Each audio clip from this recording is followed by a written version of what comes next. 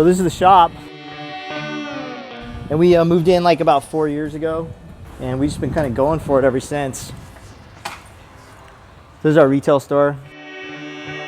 That's the Glory Stomper. That's one of, like, I guess, well-known bikes that I built. Oh, that bike won Best Cafe Racer at Born Free 2 years ago, which basically meant there weren't a lot of cafe racers there. That's changed though. That's changed dramatically. The Born Free bike, yeah, it looks simple. Yeah, you just like are putting like a body on a bike, but it really encompasses the whole machine. You know, it's like it's integral to, you know, the function of like the bike, the seating position, you know, where your body position's at. And it's not easy, man. It's not easy. I mean, it's a tremendous amount of effort, as you can see. Trying to make that decision about what kind of fur you're gonna wrap like around the fender. I mean, those are the things that they just keep me up at night, man. Yeah, me and my buddy Andy Bell and like another one of my friends were riding motorcycles through Long Beach. You know, we saw all these bikes and we like just cruised down. It was like in Signal Hill. Big fucking biker party. I'm like, dude, what's going on? And we roll up and I was like, start seeing people I know, and it was like, yeah, dude, this was Born Free, and you know, it was like small back then and the beer was free, and it was like, fuck, this is something new. You know, I've never seen really a group of people like this get together in SoCal.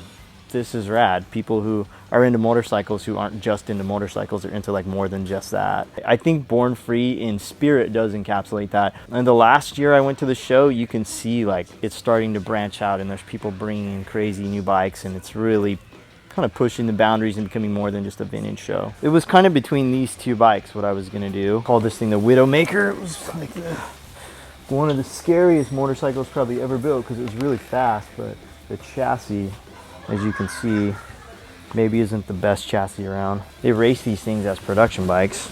So this was kind of the precursor to the TZ250.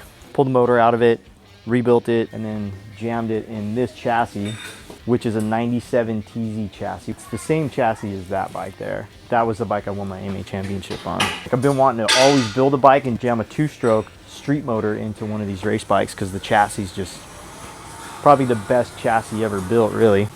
So this bike weighs like 230 pounds.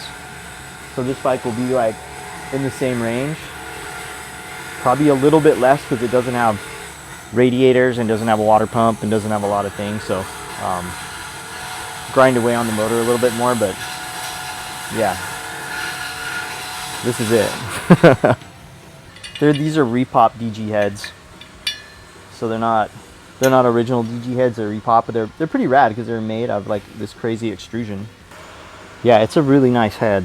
Like for the parts, I'm looking at it going, oh my god, I'm gonna spend that much money on these fucking parts. But you know, I'm only probably gonna build one of these, so I want to make the bike nice.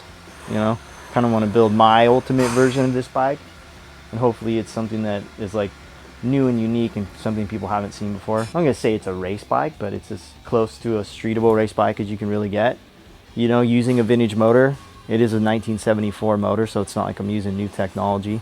It's just straight old school two-stroke air-cooled technology. It's really kind of like as simple as a motor gets. The sound that two-strokes make, the smell, you know, the castor oil, that was one thing that always got me going about two-strokes, just the smell of them, man. It just smells like racing.